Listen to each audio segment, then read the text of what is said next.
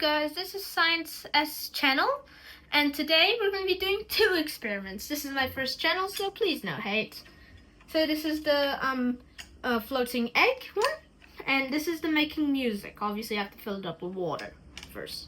So first one, we got the floating egg. So this one is just normal water, plain tap water. This one is 6 spoons of salt added to it. So what will happen if we put it in normal water? Will it float or sink? And obviously it sinks.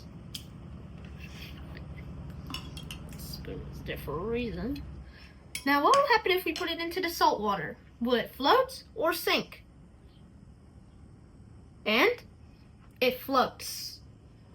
Now you might be wondering, how does this work? Well, it's because the normal water has barely any minerals. It does have some minerals, but it's not enough to lift the egg.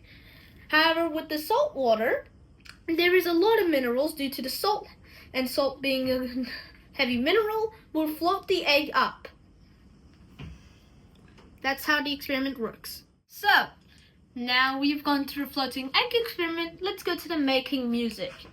Now we have to fill it up with water first.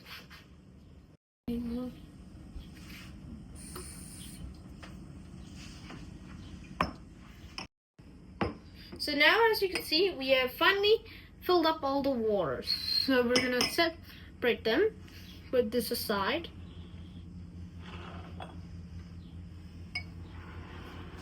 Now we're gonna play each one.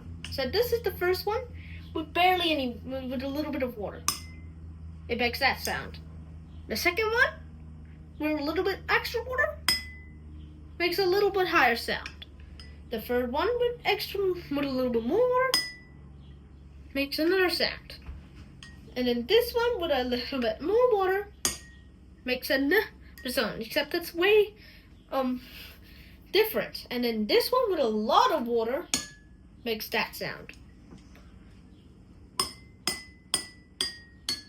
As you can see, they make the lower sound each time.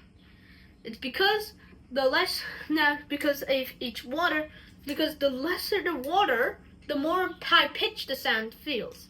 However, because of the density of the water, the sound gets cancelled, and it will block the sound.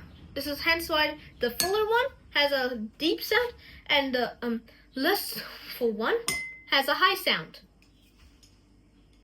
Thank you for watching Science S, and be sure to comment on what experiment should I do next. And don't forget to like and subscribe. For now, goodbye.